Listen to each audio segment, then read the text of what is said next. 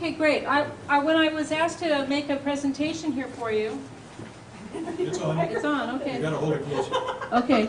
Yeah. First of all, I want to thank you for giving us the opportunity to talk a little bit more about this topic, because I know many of you are very interested in knowing more about what is happening with redistricting. And I appreciate the opportunity to speak with Whatcom Fair Voting and all the other co-sponsors, because you provide a lot of good feedback to the auditor's office that we've been able to utilize, and we enjoy sharing that dialogue that we have through the Citizens Advisory Commission. I wanted to do just sort of a general overview to start, so that's why my presentation may be a little bit longer, so that for those of you who have or haven't seen what the state is proposing, you would have that, and then we'll get into what Whatcom County is doing currently.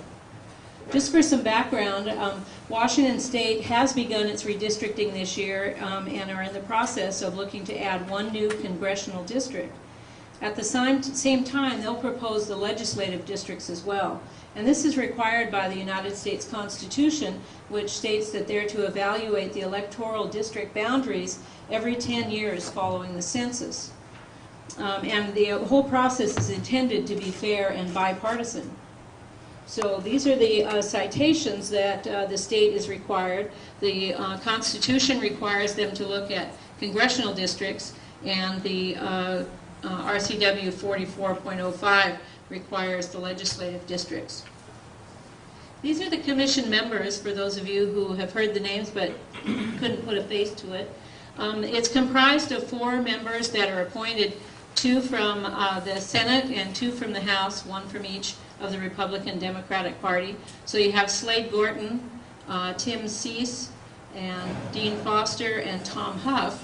And then there was a non-voting chair selected, Laura Powell.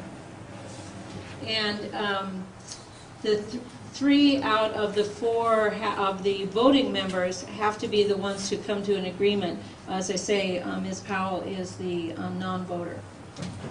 So the proposed plans I thought you might like to see, these are the ones that are listed on the redistricting website. As you can see by looking there at the lighter blue or lavender portion there, that's what Senator or former Senator Gorton has proposed becomes the big chunk of the new district that will be proposed. And it obviously encompasses a whole lot of area, and it's covering both sides of the mountains. I think there was a time once before when one of our either legislators or congressional representatives had that happening. I don't remember if it was when Lloyd Meads was there or Al Swift, but I know I remember hearing they one time commented, crossing those mountains all the time is a really difficult process. So Commissioner Cease has proposed his projection of how the districts would look, and obviously has a small sandwich that's been put in there at the lower Puget Sound area. The changes probably don't affect the 2nd district as much. Certainly not as much as Senator Gorton's did. Now Commissioner Foster has put forward this map, and again his looks almost for the District 2 looks almost quite similar to the one before us. And then this is the one that is proposed by Commissioner Huff.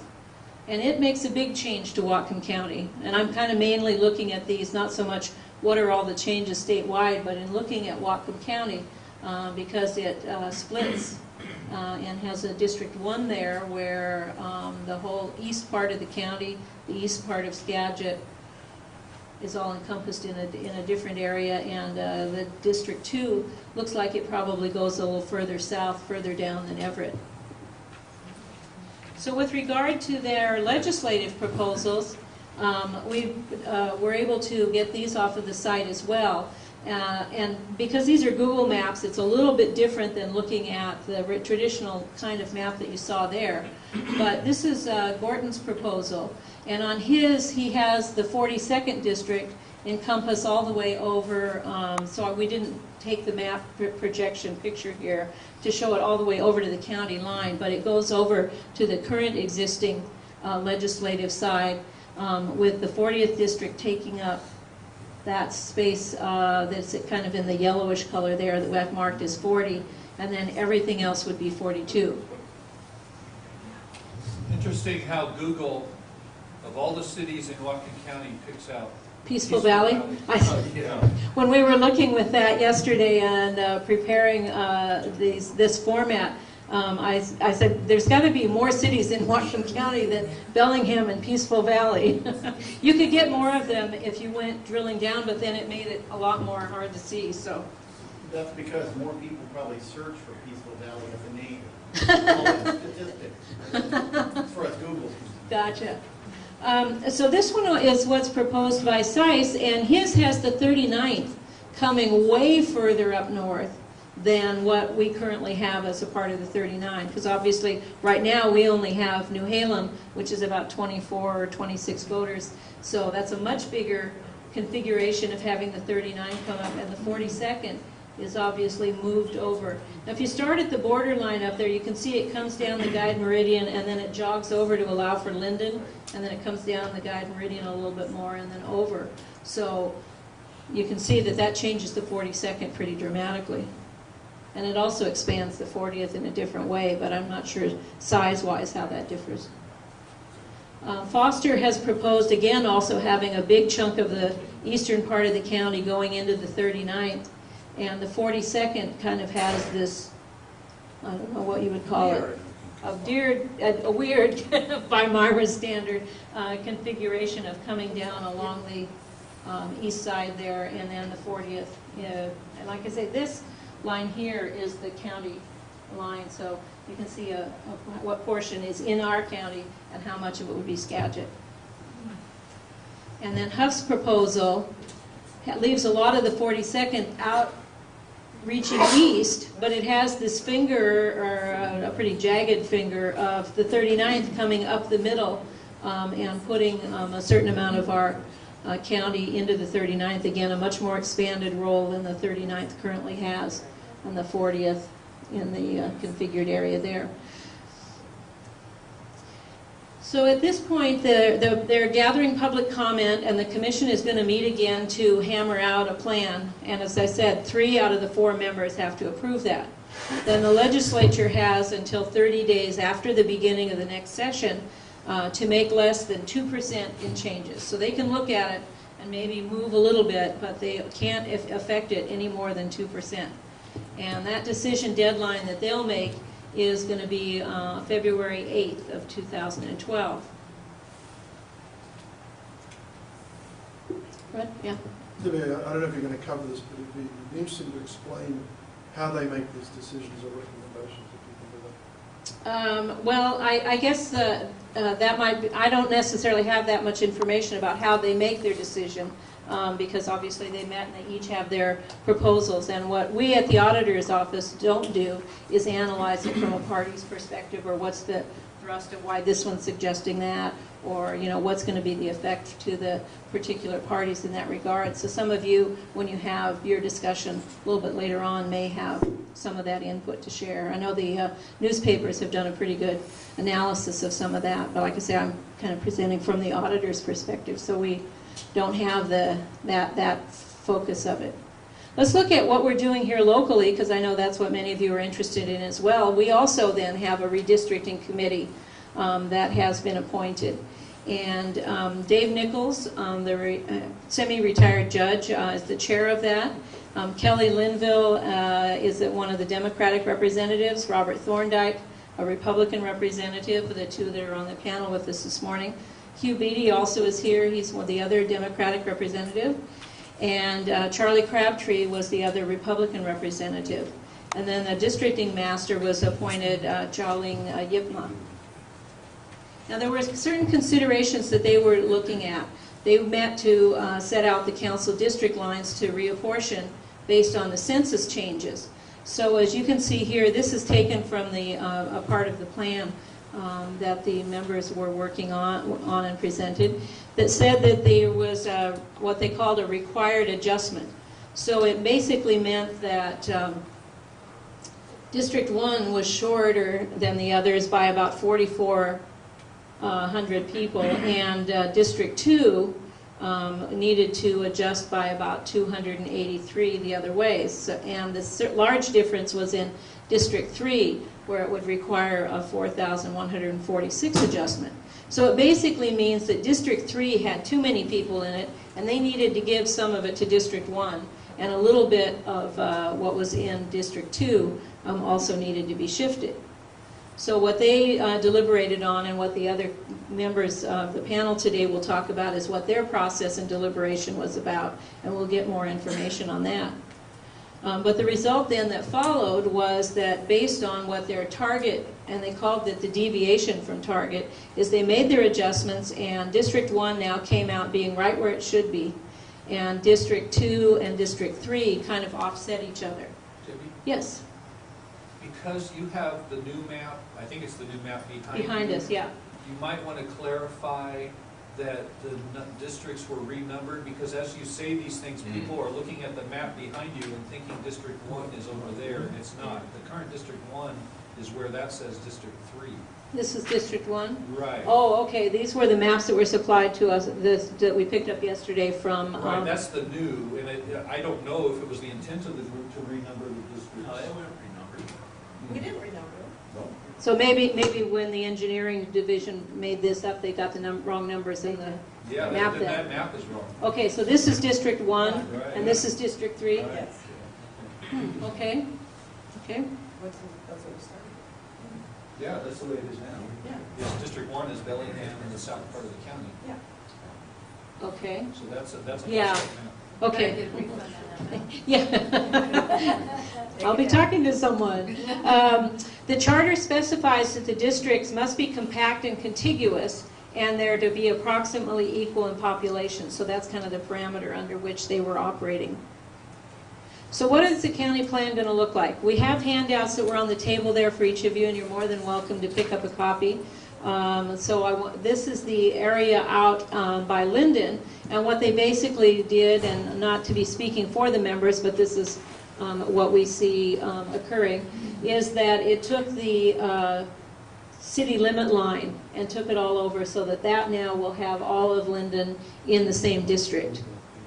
And in that case, see, they do have the reference here. It's too small for you to read, but they're talking about how this green area of 601 moved from District 3 to District 2. So that would be in keeping with the right numbering that you're used to. The second area that they looked at were the changes in Bellingham. And in this case, what was part of Precinct 204, the green highlighted area, will be moving over from District 3 to District 2. And the other highlighted areas, 206, 207, and 213, that area is going to go from District 2 to District 1. So I'm anxious to hear the deliberation part from the two of you to see how it came to that, because obviously there were lots of people making all kinds of speculations of where should the changes occur and what will happen. So we'll look forward to that. So who has to change locally? This is now where we kind of get involved. All of the local jurisdictions that have internal director districts are the ones that are affected. So we have the county council, the port, the PUD, Blaine City elects by internal director districts, the South Whatcom Fire Authority, Lake Whatcom Water and Sewer, Ferndale, Blaine, Meridian, Nooksack, and Mount Baker school districts. All of those will be looking at and submitting their recommendations for the area that they cover. Now, who doesn't it affect, or who doesn't have to make any changes? Well, the city of Bellingham redistricts theirs by registered voter population, and they'll be adjusting their ward lines, and to the extent that they'll tell us about that, but they aren't specifically a part of what we have to do here. And the Bellingham School District and the Linden School Districts don't have internal director districts, so they'll continue to elect on the basis that they have. And any of the other taxing districts that don't have internal director districts won't be affected by this. So what happens next? The map and the plan for the council districts have been filed with the county auditor now as of Thursday. The council office brought those over. The legal descriptions that describe specifically each of those areas are to follow. And according to our charter, that becomes effective upon a filing. And that just addresses only for the county council districts. So the other districts that we talked about previously here is they each have to submit their own information, and they have until December 8th of this year to get that, any suggestions that they have. And in many cases, they submit their own maps of their districts that will be placed as an overlay with all of this. So immediately upon filing of the plan, the county council clerk now is going to prepare the ordinance that will adopt the boundaries that are outlined into the boundaries of this plan. Those have to be adopted into the county code. So it's something that they'll take those descriptions, they bring it to the council chamber, but it's not something that's subject to revision by the council. The districting plan has made its decision as to what they're recommending, and that's what is adopted. And then the auditor's office begins their task of developing the precinct lines then based on this. Now keep in mind that the legislative and council lines are based on population, but the precincts are based on registered voters. And that's sometimes a distinction that people forget about. So there are a few complications that play into this. Now we have political and taxing district boundaries that don't necessarily match, and that's what we call precinct splits. And we won't necessarily know the legislative boundaries that state commission is looking at until February 8th. And then in the middle of that comes the February 14th levy elections. So we're going to be having to work on redistricting and processing an election at the same time. And while this is happening, the cities may yet, do some annexation if is something they've been working toward. And Bellingham may be adjusting their wards, so we've got to get that information in. So the timeline is going to be very tight in order to complete this work, and we submit it in ordinance form and have the council pass it. And all of that has to occur prior to candidate filing in 2012. So April 30th is the deadline for all precinct changes. So you can see the window there is a pretty narrow window of getting all of that precincting changed. Now the auditor's office will be developing a work plan. That's what we're currently working on, and to assign out what are the various tasks that need to be performed. And just to give you a few examples, we need to check with all the districts to remind them, especially those with internal director districts, of the maps that are needed and their due dates. We'll be contacting the cities about any annexation plans that they may be having coming up, or if there are new developments that they know of that are contemplated in the area. We'll be consulting also with those cities affected by ward changes, and we'll be contacting the fire districts for any consolidation plans they may have, because I think there's still some more districts out there that are thinking about doing some combining. We'll be working with GIS and the vendors about our capabilities of the systems we use, developing the budget items and the impacts that will be happening, and we'll be identifying those precincts needing mandatory changes and the likely changes that would be made. And in the meanwhile, also writing the legal descriptions for all of those precincts and then submitting it to the council in an ordinance form. So just to give you a couple of the premises on which we're deciding what to do with precinct lines. As I mentioned before, precinct lines can't cross council district lines, legislative borders, congressional borders, or any city limit lines. So you kind of have to be keeping those in mind. And now, thank goodness for technology, even though sometimes it gets a little hard to turn on the projector, the overlays and the GIS things that are now currently available is going to make it so much easier than the times that in the past, the last one, where they're standing there with big Mylar trying to lay it over and manually do the things now that the computer does. So the other premise that we have is that we'd like to try and keep the number of splits as low as possible. And as much as is practical, we want to keep the target size to not exceed 1,000. Now we got some good input from both of the parties, the major parties, that were saying even though the state legislature adopted that 1,500 was the maximum membership at this point that they were looking at, we felt that it was a little better to have less than that to allow for growth over the next 10 years. Excuse me, let me get this water. Because we don't want to have to do this again in the middle of any part of this if we can. And the other thing that we said that we wanted to do, a number of counties are looking at, okay, what are the things we absolutely mandatorily have to do right now, which is any elections that are affected in the 2012 election cycle, and those election positions that would be not due again until an off year they may wait and do those next year. So for some counties, they're taking a two-step process of having the changes made in each of the next 2 years. And we were looking at it and made the choice to say, if we're in there doing it once, let's just do it once. So we'll be looking both at, as I mentioned, the idea of mandatory changes, those things that are absolutely we have to change, but as well taking the opportunity to review all of our precincts at the same time. Getting some feedback on this.